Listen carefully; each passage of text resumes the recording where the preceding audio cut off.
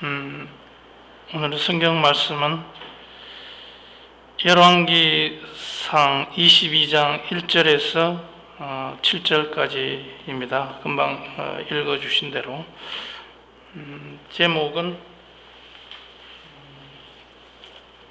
아합의 통치라고도 할 수 있고 아합의 시대, 아합의 군사동맹, 여호사밧과의 군사동맹, 이런 제목으로 설교 말씀 드리겠습니다.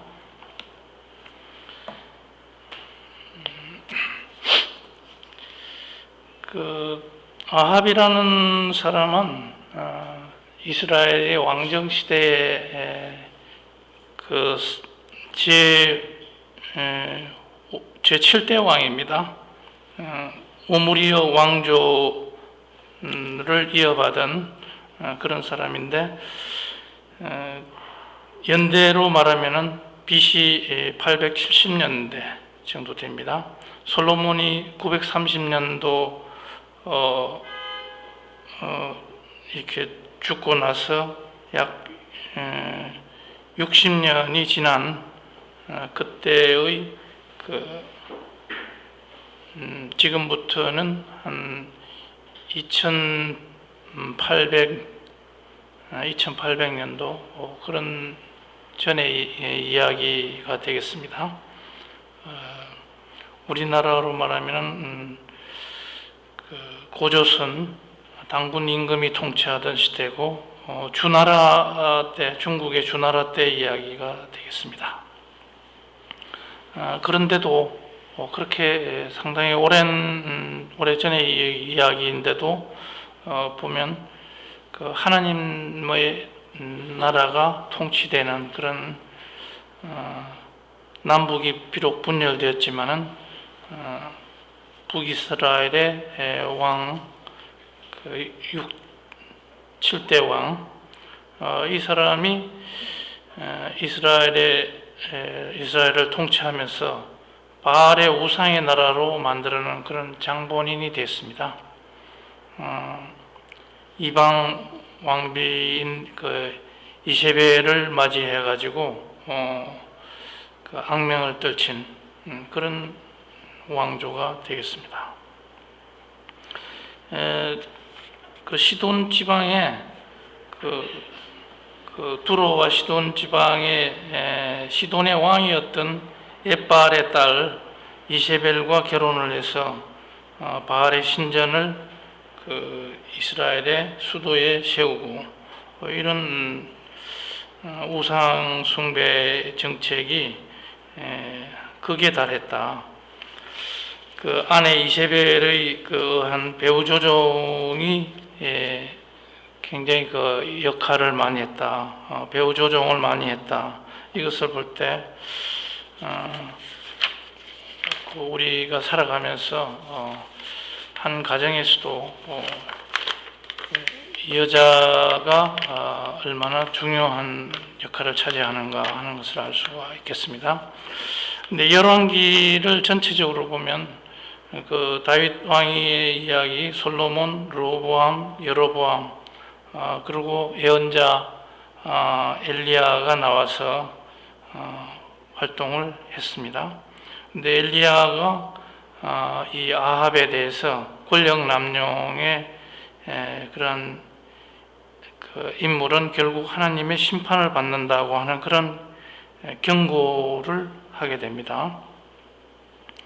그렇게 해서 하나님의 주권 통치는 영원하심을 보여주고 있습니다.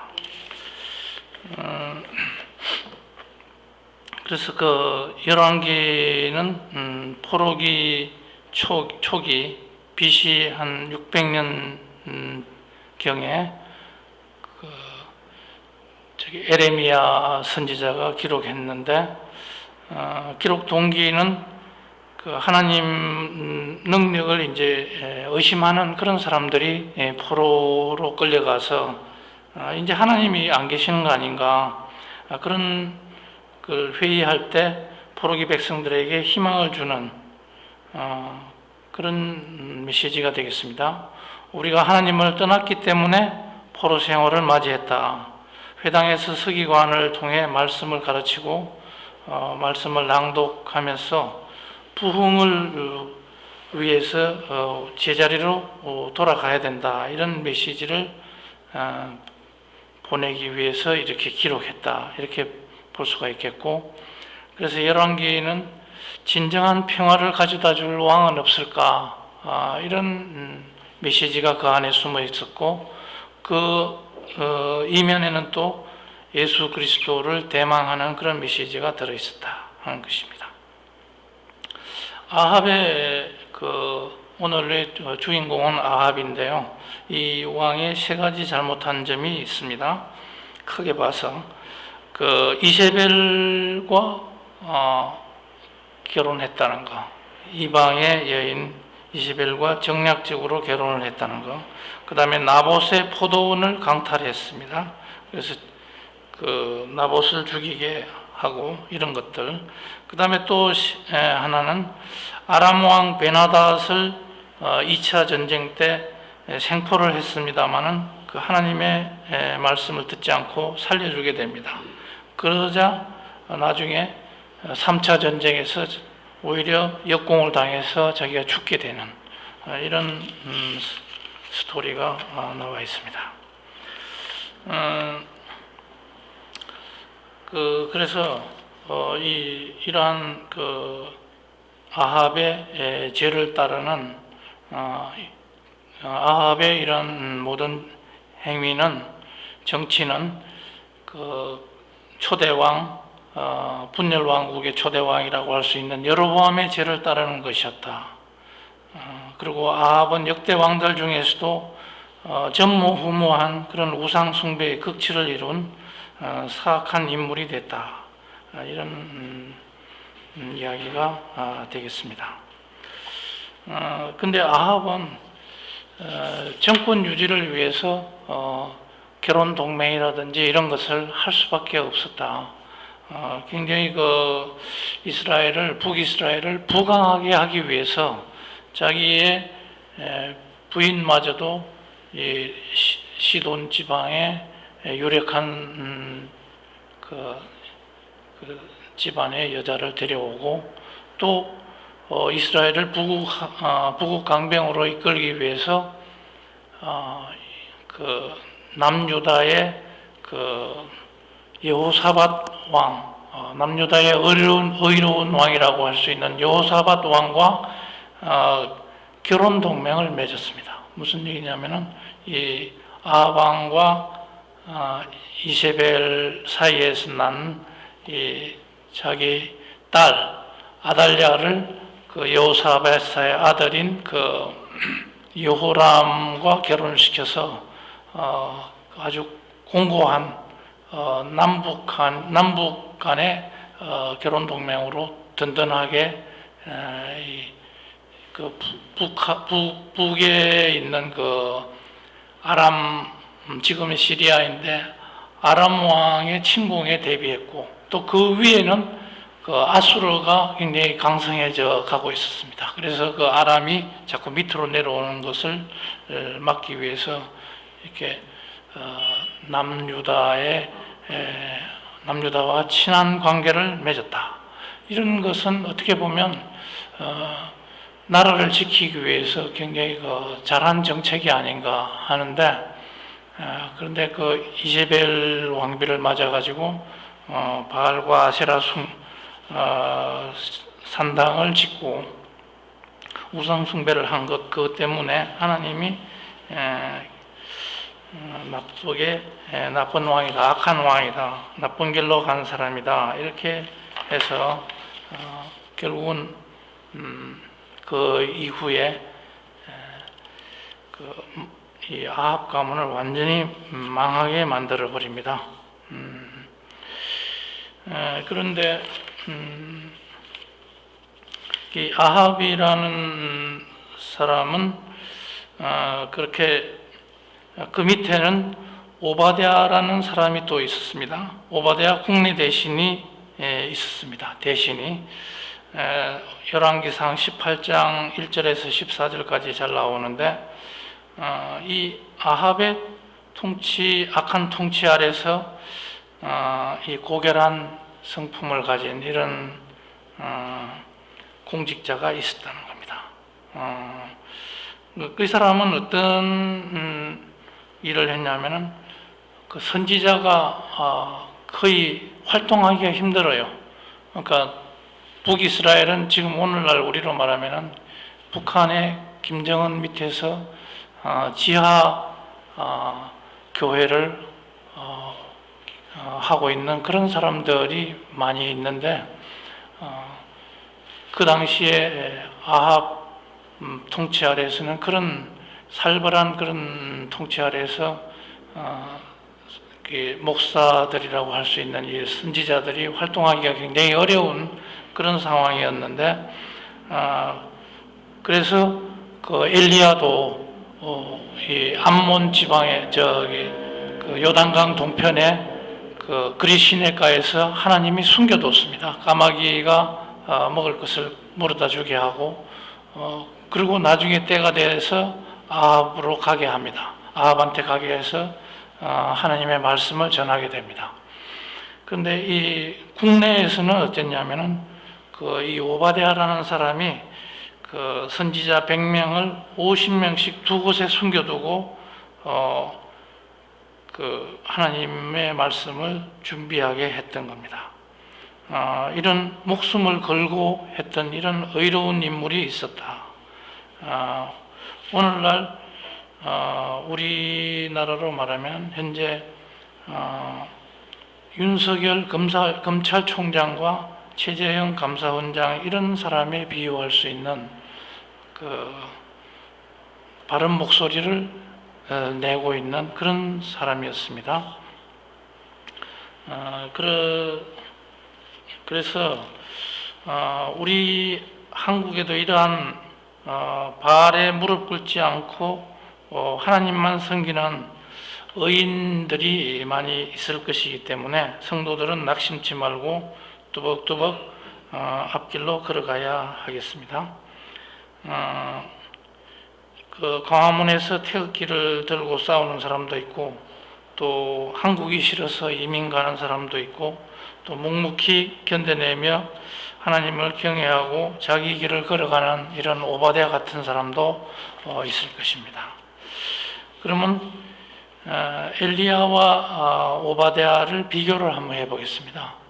엘리야 선지자는 이미 우리가 익히 알고 있는 하나님의 선지자. 그 북이스라엘은 그렇게 지금 북한보다도 더 악랄한 그런 나라였다. 그런 철권 통치를 하는 그런 나라인데 거기서 그 엘리야와 엘리사가 돋보이는 하나님의 말씀을 전하기 위해서 파견되었던 그런 인물이다. 그 뒤에도 많은 사람을 하나님이 보내셨지만 보통 보면은 국가가 굉장히 어려울 때 이런 선지자라든지 정치가들이 돋보이는 그 실수가 있겠습니다. 남유다에는 그래도 어느 정도 하나님의 말씀을 가지고 통치하는 그런 나라였기 때문에 일반 선지자들이 많이 있었습니다.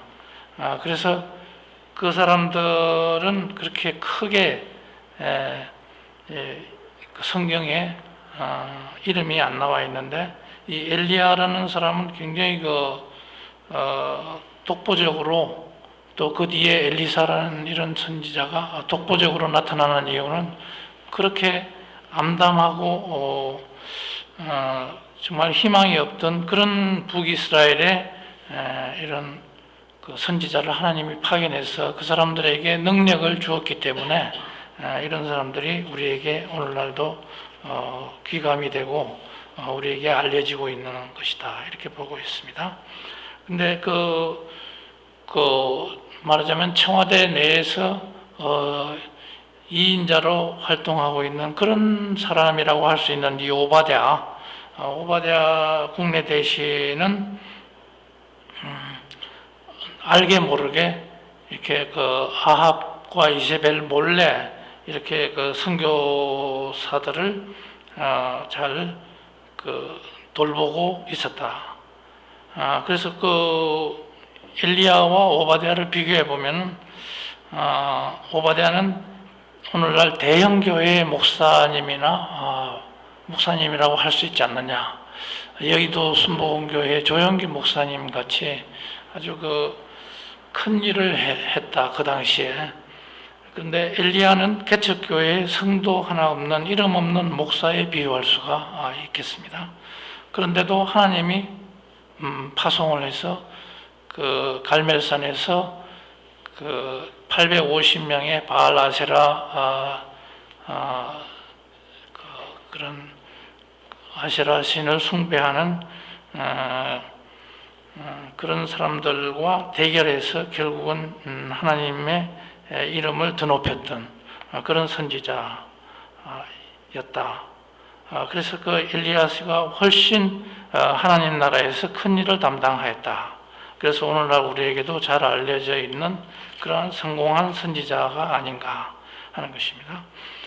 중간 결론을 한번 말씀드리자면, 선지자가 없는 신약 시대에 오늘 우리가 살아가고 있습니다. 이러한 성령의 시대에는 하나님을 받아들이기가 매우 어려워 보입니다. 그 당시에는 아합의 시대에는 그래도 엘리야가 나타나서 그 하나님의 말씀을 대언하고 바로 그 말 안 듣는 이런 우상 숭배하는 이런 통치자는 바로 하나님의 말씀으로 갈아치우는 이런 것들이 있었는데, 지금 우리가 살아가는 이 성령 시대에는 그런 것이 없습니다. 그러다 보니까 그 신앙생활이라든지 하나님 말씀을 받아들이기가 굉장히 어려운 시대에 우리가 살고 있다. 세상에 재미있는 일들이 너무나 많고, 또 그런 반면에 교회는 따분하고 고리타분하고 즐길 수 있는 자유가 극히 제한되어 있다. 그래서 신앙생활하기가 어렵다 하는 것이죠. 또 더군다나 선지자라는 사람이 나와서 질책하는 것도 없습니다. 하나님의 물리적인 어떤 징계도 없습니다. 그야말로 제멋대로 살아가는 노아의 홍수 시대에 우리가 살고 있는 겁니다. 그런데 최근에 정광훈 목사가 나타나서 내가 이 시대의 선지자다, 이런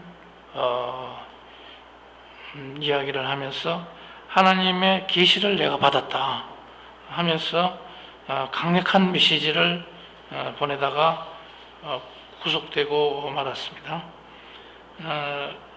그 정치계는 물론이고 기독교계에서도 그의 말에 귀를 기울이는 사람은 많지 않았습니다. 이것은 무엇을 의미하는 것일까? 예수님의 재림이 임박하지 않았나, 임박한 징조로 받아들이고 싶습니다.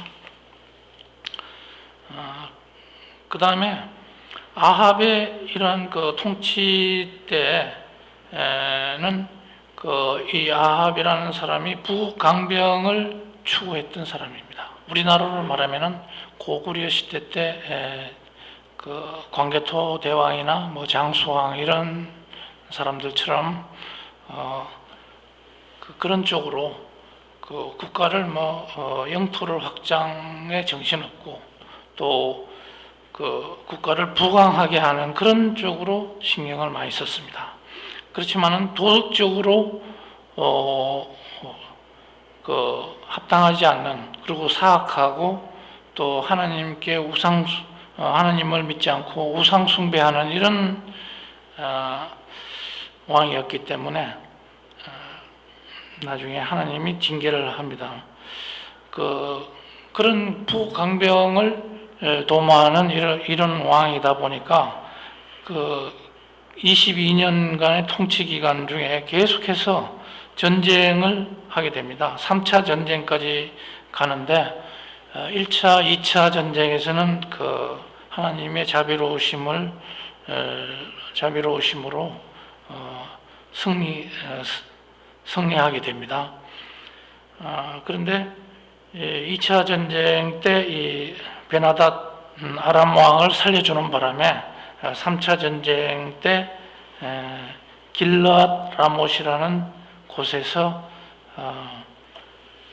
그 아람과의 전투에서 활에 맞아 이 사람은 죽습니다. 그때 그 여호사밧 왕, 남유다의 그 의로운 왕인 여호사밧 왕과 이 군사 동맹을 맺어서 같이 나갔습니다. 길르앗 라못에 가서 전쟁을 했는데 그때 선지자에게 물어봤습니다. 그 여호사밧 왕이 여기에 선지자들이 없느냐 해서 그 400명의 선지자들이 와서 길르앗 라못 전쟁에서 이 왕들이 이 아합 왕이 성공할 것이다, 승리할 것이다 이런 예언을 해줬습니다.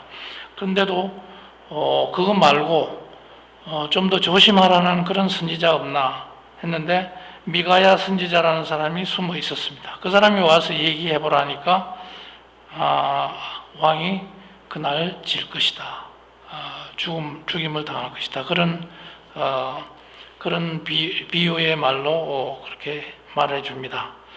그럼에도 불구하고 이 두 왕들은 그 길르앗 라못으로 가서 전쟁하다가 그 어떤 활, 그냥 그 누군가가 쏜 활에 아합 왕은 죽고 여호사밧 왕은 패퇴하게 됩니다. 그래서 그러한 22년간의 통치를 아합 왕은 끝내게 되는 겁니다. 그러니까 아합 왕과 이세벨은 이 권력 남용 그런 것들을 통해서 하나님의 심판을 받은 것이다. 아무리 부강병을 부르짖더라도 그것이 그 도덕성에서 하나님의 말씀에 합당하지 않으면 그것은 하나님이 좋게 봐줄 수 없는 그런 통치다 이렇게 보는 겁니다. 근데 여호사밧이라는 사람과 그 아합의 결혼 동맹 그리고 3차 전쟁을 대비해서 군사 동맹을 했던 것, 이것이 오늘날 우리나라의 그 문재인 대통령과 북한 김정은과의 관계를 한번 생각해 보면 북한과의 친구 관계를 유지하려고 굉장히 노력을 합니다. 근데 우리나라는 75년 전에 해방이 되고 나서 줄곧 그 이승만과 김일성 간의 이러한 대립 관계, 이런 대결 구도를 계속 유지해 왔습니다. 박정희 대통령까지. 그 이후에 그 대통령들도 계속해서 대결 정치를 펴왔는데 문재인 대통령 와서는 친구 관계를 유지하려고 했습니다. 2년, 3년 전에. 그런데 우리나라는 그 해방 이후 줄곧 그 미국과의 군사 동맹을 우리가 맺고 있는 상황이기 때문에 김정은과의 어떤 군사 동맹을 바로 맺을 수는 없습니다. 친구 관계도 하기가 힘듭니다. 그런데 그렇게 하기 위해서는 미국과 북한 김정은과의 어떤 그 친분 관계, 동맹 관계, 친구 관계가 어느 정도 형성이 돼야 그것이 우리가 그렇게 할 수 있는 건데, 선결 과제이겠다 보기 때문에 항상 미국과의 긴장 관계가 지속될 수밖에 없는 그런 상황이었다. 그래서 여기서 우리가 알 수 있는 것이 아무리 이 상황이 좋은 상황으로 만들려고 이런 일을 하더라도 악한 세력과 손잡는 것 자체는 굉장히 결과가 좋지 않다. 여호사밧 왕도 이런 결혼 동맹을 맺어가지고 자기 아들을 북의 아달랴와 결혼을 시켜가지고 나중에 아달랴가 어떻게 했냐면은 그 자녀들을 다 죽이고 자기가 임금이 되어버립니다. 그렇게 해가지고 다윗의 씨를 말리려고 하는 이런 굉장히 위험한 순간까지 갔던 겁니다. 그래서 결과가 안 좋았다 하는 것이 우리에게 주는 교훈이다, 이렇게 말씀드릴 수 있겠습니다. 그리고 그 아합 시대에 나봇의 포도원을 강탈한 일이 있었습니다.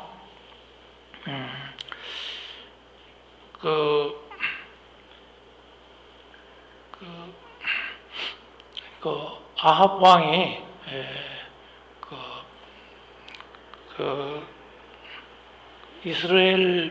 이스라엘의 왕궁이 또 있었는데 거기에서 지내다 보니까 왕궁에서 창문으로 내다보니까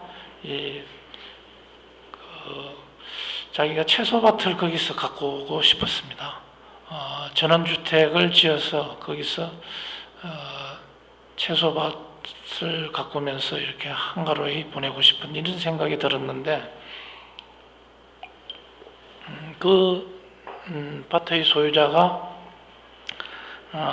나봇이라는 것을 알고 나봇에게 내가 돈을 줄 테니까 그 밭을 팔아라, 이렇게 하니까 나봇이 듣지를 않았습니다. 이것은 내가 조상 때부터 받은 땅이기 때문에 양도할 수가 없다, 이것은 하나님의 계명에 어긋난다 라면서 거절했습니다. 그러니까 이제 그 아합 왕이 밥을 안 먹고 돌아 누워서 정말 징징거리면서 삐져 있었습니다. 그때 이세벨 왕비가 뭐라자면 당신 그 왕인 거 맞냐? 그거 하나 제대로 해결을 못해서 그러냐? 내가 해결해 주겠다 해가지고 재판을 걸어서 그 정인 두 사람을 시켜서 나봇을 죽이게 합니다. 그렇게 해서 그 땅을 차지하고 아합에게 주게 됩니다. 이런 악한 일을 하게 됐을 때 이것은 하나님의 계명을 어기는 그런 결정적인 일이 되기도 합니다. 그런데 우리나라의 이 한반도의 정서로 봐서는 어떻습니까? 임금이 땅을 좀 팔라 그러면은 그렇습니까? 돈 주실 필요 없습니다. 그냥 가지십시오. 이렇게 했을 겁니다. 우리나라의 임금들로 봐서는. 그리고 중국도 마찬가지였을 겁니다. 대부분의 나라가 그러한 왕정 시대에는 다 그렇게 왕이 주권자이고 통치자, 절대 왕권을 가지고 있는 사람이기 때문에 그렇게 했을 것인데 이스라엘은 BC 2000년경부터 벌써 이런 하나님의 계명을 가지고 그 땅을 하나님이 분배해 주셨기 때문에 그것은 누구에게도 줄 수 없는 그런 땅이다, 이렇게 당당히 말하는 것을 그런 어느 정도의 그런 경제적인 자유가 있었다, 이런 것을 알 수가 있게 되겠습니다.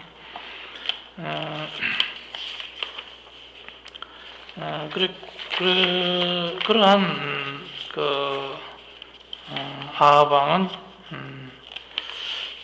우리로 봐서는 굉장히 어떻게 보면 부국강병을 이루고 국가를 뺏기는 것보다는 낫지 않습니까? 국가가 망해서 백성들이 오갈 데가 없는 것보다는 나을 텐데 이런 통치자를 하나님은 옳게 보시지 않는 것입니다.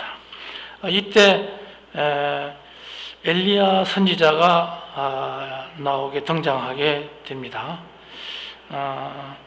엘리야가 엘리사, 그 제자인 엘리사가 또 나오게 됩니다. 이 엘리야는 아합 왕 때 등장하게 되는데 열왕기상 18장에 나오게 됩니다. 온 나라가 이제 바알과 아세라로 뒤덮였을 때 엘리야를 하나님이 보내십니다. 아합에게 가서 3년간 비가 안 올 것이다. 그리고 바알과 아세라 선지자 850명과 대결하자고 제안을 합니다. 그래서 아합 왕이 이것을 받아들입니다. 그래서 갈멜산 대결에서 엘리야의 하나님의 승리로 끝나게 됩니다. 이 소식을 듣자 이세벨 왕비가 엘리야에게 당장 네 목숨을 내일 거두겠다 이렇게 경고하니까 엘리야가 남쪽으로 도망가고 또 호렙산까지 가게 됩니다. 그래서 거기서 하나님의 음성을 듣게 됩니다. 엘리야가 뭐라고 하냐면 도저히 내가 이렇게 힘이 없어서 아무것도 못하겠습니다. 이렇게 하니까 너 아직도 할 일이 남아있다. 그래서 세 가지 사명을 하나님께서 주십니다. 너 예후에게 가서 기름 붓고 예후가 왕이 되게 하라. 그런 말씀을 하시고 하사엘이라는 아람 장군에게 가서 기름 붓고 아람 왕이 되게 해라. 그 다음에 엘리사에게 기름 부어서 선지자가 되게 해라. 그렇게 세 가지 사명을 주십니다. 그리고 엘리야는 그 사명을 잘 완수하고 하나님께 하늘로 들려 올라가게 됩니다. 이런 것을 봤을 때 악한 자들이 성공하는 것 같고 부하는 것 같고 권세를 가진 것 같아도 결국에는 하나님께서 심판하신다는 것을 아합의 죽음에서 알 수가 있습니다. 아합의 통치에 대한 아합 시대의 통치 결론을 오늘의 말씀으로 맺겠습니다. 아합 왕은 이제 아까 말씀드린 대로 두루 시돈의 제사장 딸과 정략 결혼해가지고 국가를 부강하게 했습니다. 딸을 남유다 여호사밧 왕의 아들과 결혼시키는 그런 결혼 동맹을 맺고 안과 밖으로 국방을 튼튼하게 해서 지금의 시리아인 아람과 모압, 암몬과 대결을 했습니다. 이러한 부강병 정책이 하나님 나라인 이스라엘에서 오래 갈 수가 없었다. 왜냐? 하나님이 우상 숭배를 용납하지 않으시고 선지자를 보내서 왕을 갈아치우고 그들을 단죄했던 겁니다. 이스라엘의 왕정은 신정 국가나 마찬가지로 하나님의 말씀을 받아서 통치하는 그런 국가였습니다. 선지자가 하나님 말씀을 받아서 왕을 교체하거나 임명했던 그런 나라였던 겁니다. 우리의 한반도나 이 동방권에 있는 나라들하고는 너무나 다른 그런 사정이었습니다. 우리나라는 어떻습니까? 하나님과는 별개로 역사가 이루어지고 왕이 조선시대까지만 해도 왕정을 통해서 왕 자체가 국가의 주인이다. 왕이 왕권이 곧 어떤 권한을 가지고 있는 그런 때였기 때문에 이스라엘처럼 이렇게 신정국가가 아니었다. 그런 상황에서 이렇게 유다와 연합해서 아람과 전쟁을 일으켜서 길랏 라못에서 죽게 되고 비참한 최후를 맞이하게 됩니다. 그리고 아합 가문 자체가 예후라는 그런 장군에게 멸문지화를 당하고 나봇 포도원에서 개들의 먹이가 되는 그런 비참한 최후를 맞았던 겁니다. 그래서 결국은 하나님의 말씀이 없는 그런 부강경, 그런 것은 잘 되는 것 같지만 결국은 망하는 길이다 하는 것을 보여주게 됩니다. 그러면 우리는 우리 성도들도 이러한 아합과 이세벨처럼 우상을 섬기고 악을 행하면 멸망하게 될 것이다 라는 것을 알 수가 있겠고, 바른 신앙생활을 하더라도 세상과 똑같이 욕심 부리고 탐욕을 부리고 거짓말 하면은 안 믿는 사람들로부터 지탄을 받고 욕 얻어먹는 그런 일이 될 것이다, 이런 것을 알 수가 있습니다. 세상 사람들과 우리가 같을 수 없고 뭔가 달라야 된다. 그래서 우리 속에 어떤 탐욕이 들어오면은 하나님이 안 보이고 시기 질투에 이르게 되고 결국 죽음에 이를 수가 있다. 최근에 개그우먼 박지선 모녀의 죽음을 통해서 우리가 이것을 코로나 시대의 소통 부재, 이러한 결과물이 아닌가, 이런 생각을 하게 됩니다.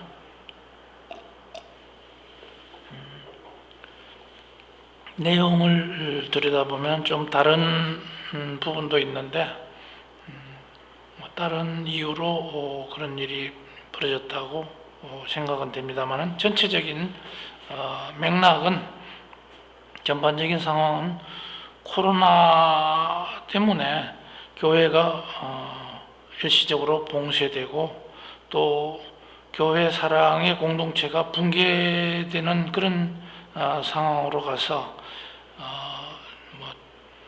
저소득계층 또 이러한 백성들이 맘둘 곳이 없어졌다. 그래서 결국은 많은 사람들이 우울증이라든지 또 자살로 자살 일부 직전에 가 있는 그런 사람들이 많지 않은가, 이런 생각을 해봅니다.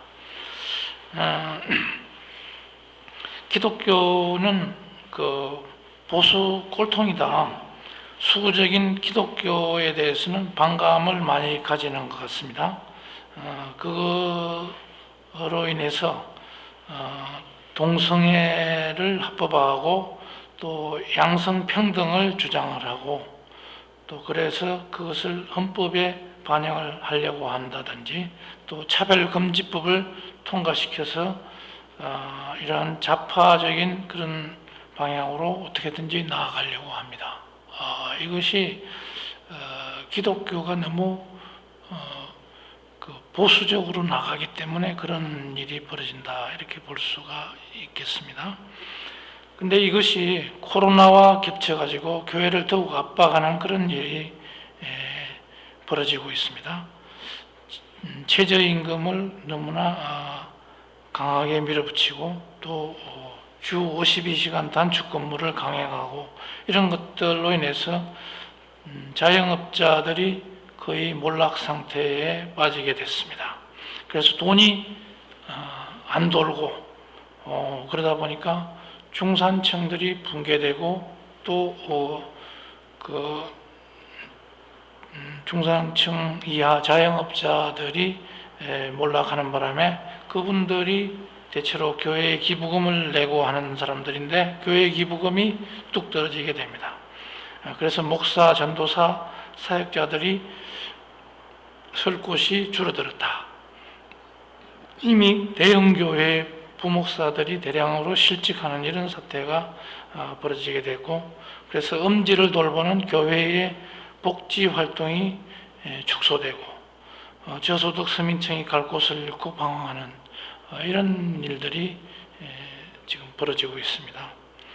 이런 때에 하나님께서는 두 손을 벌리고 돌아오라 라고 이 백성들에게 이런 가난한 백성들에게 절망에 빠진 백성들에게 손을 벌리고 계십니다.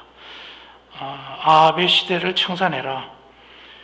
교회로 나와서 남을 돕고 약자를 돌보는 생활 속에서 자기를 잊을 수가 있겠습니다. 자기만 억울하다고 원망, 비난하는 또 남과 비교해서 오는 열등감, 좌절감 이런 데서 우리는 해방이 될 수가 있다. 왜냐하면 하나님이 우리의 마음에 사랑과 평화의 마음을 심어주시기 때문에 그리고 그러한 우울증이라든지 그러한 자살을 하고 싶은 그런 마음에서 탈출하는 지혜를 하나님께서 주실 것이기 때문입니다. 지금 빈부의 격차가 커지는 그런 시대에 우리가 살고 있습니다. 그 방식으로 사업을 하는 사람들은 여러 가지로 위기를 맞이하고 있습니다.